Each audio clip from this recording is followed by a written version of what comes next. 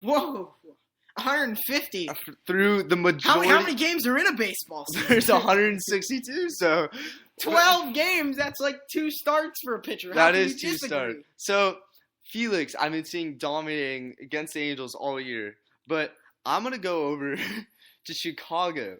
Oh, why'd you say that, Kevin? I didn't quite catch that. I'm gonna continue. I'm gonna go. No.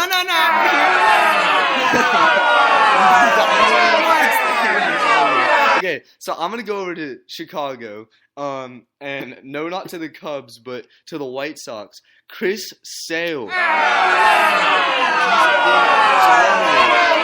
And it seems to me that really he hasn't been getting the respect that he deserves for this award.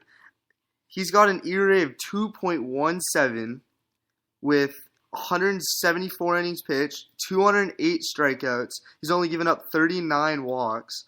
His whip is a .97, less than 1 whip. I mean, correct me if I'm wrong, but isn't King Felix's lower than that one? And what's his win-loss? Yeah, I mean, come on. All right, true, but the White Sox aren't necessarily the offensive team. And the Mariners are. And the Mariners are an offensive team. They're an offensive threat. Thank you. Thank you for your.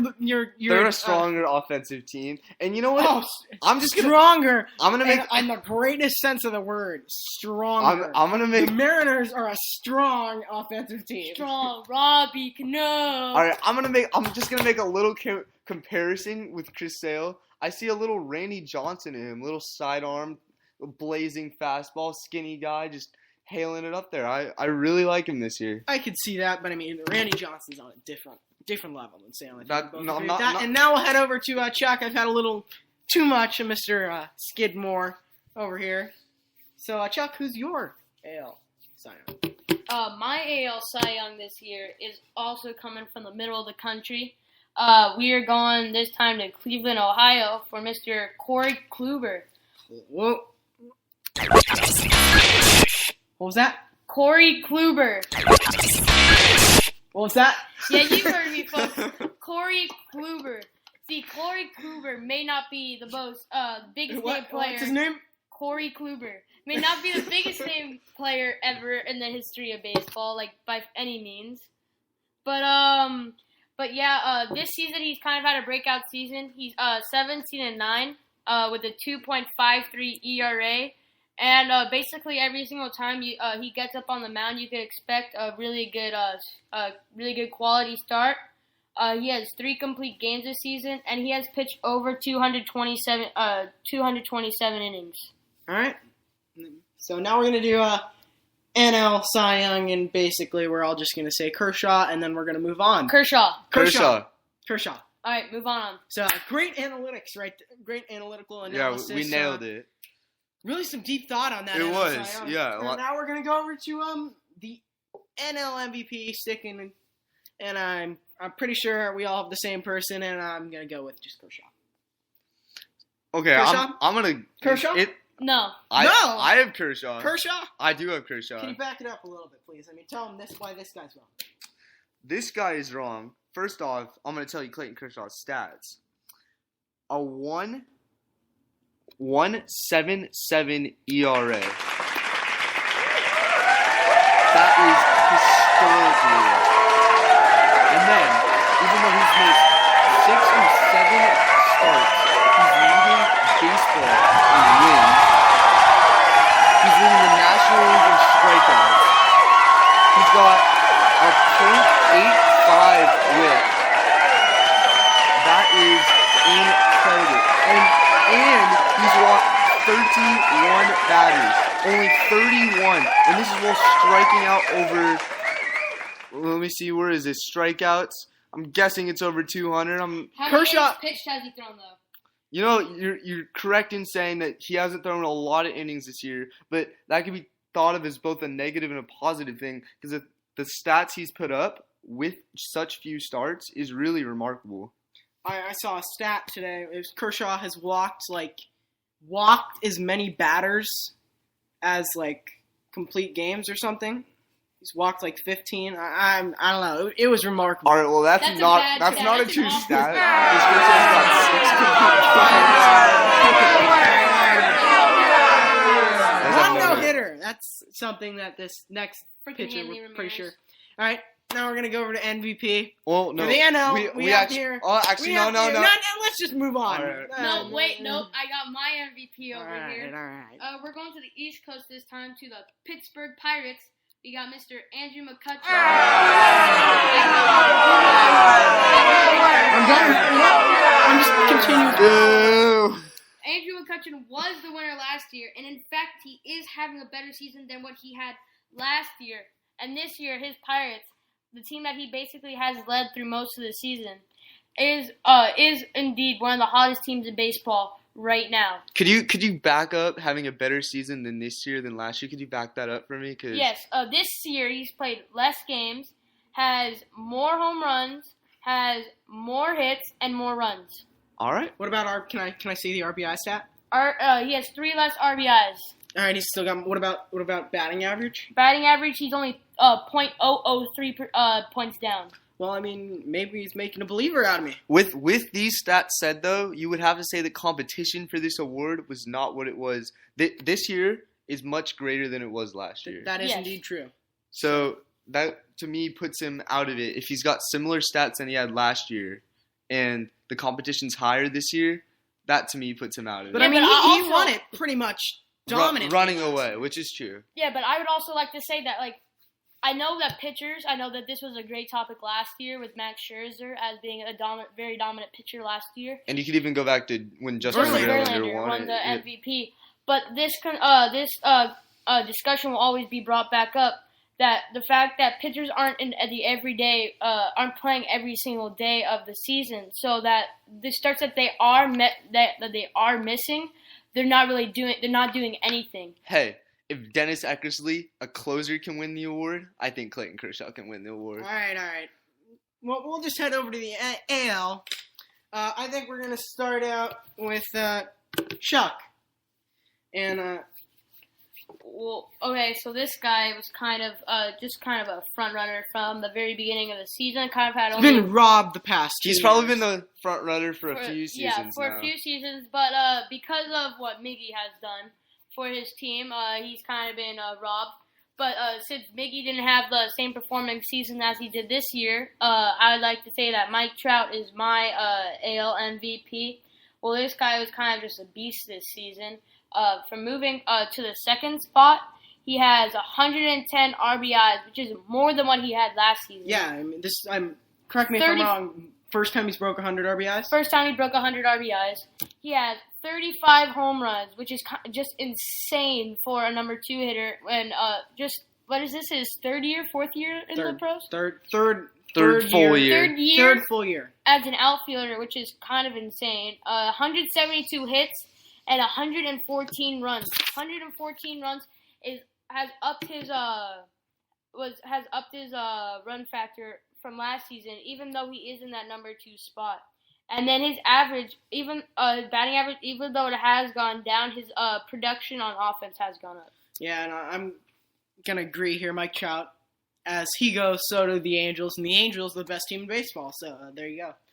So I'm gonna disagree a little bit, and I know you're disagreeing against the heir of baseball, the heir to the captain, the heir. Well, I wouldn't necessarily say the heir to the captain, but we'll go over that later in the show. All right. So yes, I am disagreeing, and Who could possibly dethrone Mike Trout? Well, I'm going to go over to the city that's produced the last 3 MVPs. Wait, last 3? Last 3, yup. Miggy and No, Miggy no, and Verlander? not Miggy, not Verlander, nope. Not Scherzer? Scherzer? Nope, not Scherzer either. Kinsler? Price? Nope. Jabba? No. Nope. I'm going with Victor Martinez. Whoa! Victor Martinez. Hey, just hear him out. Just All listen to him out. right. All right. So if you haven't really been following the MVP race and you hear anyone other than Mike Trout, you might be a little shocked. But all I want you to do is listen to these stats and then reconsider. All right. Victor Martinez has a .337 batting average. Now, correct me if I'm wrong, but I believe Trout's is below 300. Is that How many correct? games has Victor Martinez played? He's played 148, which is not 162, but he's an older player, and yeah, he definitely is an older player. So I'd like to reflect that by the stolen base. All right, I just like to continue. All right, so Victor Martinez. Well, Nick, you can't technically make fun of stolen bases. I mean, Albert Pujols takes advantage of a sleeping Yasiel Puig in the outfield every once in a while. All right. I'm gonna have to continue. All right. So Victor Martinez, with a 337 batting average, has 32 home runs and 102 RBIs. These are incredible power numbers. So he has less home runs and less RBIs than Mike Trout? He does, but why is he better than him? That's not really one. Well, he has a much higher batting average. I think. What about those runs? I think 50 points speaks for himself. Again, the runs are not up to it. 87, I understand that. But what I would like to bring up is, again, the 337 batting average, a 410 on-base percentage, which is insane. That's really good. But then the other thing they have to bring in is how clutch is Victor Martinez? He's extremely clutch. I mean, he is, correct me if I'm wrong, he's hitting behind the past two MVP players, correct? He has been, but keep in mind this player, Miguel Cabrera, hasn't been the player that he has been in the past. All right, moving on from that, which really brings me to the main reason why Victor Martinez is the MVP. He is the definition of an old school player. Definition? Do you know what the definition is, Kevin? Victor Martinez. So Victor has struck out 42 times this season. And this is a season where we're in the day and age when striking out has come to Mark Reynolds. Exactly, Mark Reynolds has come to an all-time high, and it's just universally accepted. Pitchers. You can strike out over 200 times, and as long as you hit some home runs, it's fine. But Victor Martinez hits home runs, and he's only striking out 42 times. And along with that, he's walked 69 times, which is a considerable amount more than he's striking out. And I don't believe there's another player with, say, over 100 games this year that's striking out less than he's walked. Less than he's walked. All right. And then I'm also. We understand your argument. I'm gonna beat the dead horse right now. All right, so we're gonna move on to the next thing. Stop. I gotta continue. So he is at a 7% strikeout rate because he's got 552 at bats to only strike out 7% against players that are throwing 97 with nasty hooks and changeups. It's amazing. And I just also want to compare him to Javier Baez, who I personally think could be a very good player, but he does need to cut down on the strikeouts because compared to Victor Martinez's 42 strikeouts in 90 major league games, Javier Baez in 49 major league games, Javier Baez has struck out 90 times, and that's already striking 130 times in the minor leagues. And that's, again, compared to Victor Martinez's 42 strikeouts in 552 at-bats. That's less than... That's like five or six times less at bats than Victor Martinez. All right, I get it. We will move on to the next topic. All right, and the next topic is the playoff predictions. And right now, playoffs, as I'm sure you're wondering, but we are close there. And now we have to bring up why we are indeed a little biased and what teams we do support because we are on the West Coast. I am an Angels fan. Kevin's a Dodgers fan, and Chuck's a Dodgers/Pirates fan. Yeah, and you'll see that. All right. So in the prediction, we all have. We'll be going round by round, starting with the wild card, then the first round. All right. So we'll start in the NL. We both have. We're gonna just have we have Pittsburgh and Giants. Everyone. We do. Yeah, Pittsburgh and Giants are going to be playing because they've already clinched the 2 spots. All right. But the Pirates are still playing for the NL Central spot. So first off, do you guys think they'll win that NL Central? I do not. No. I think the Cardinals have that set in stone. So we're saying that the Pirates and Giants will be indeed playing for that first wild card. We are saying that. We are indeed saying All that. All right. So we'll start. I'm going to have the Pirates moving on.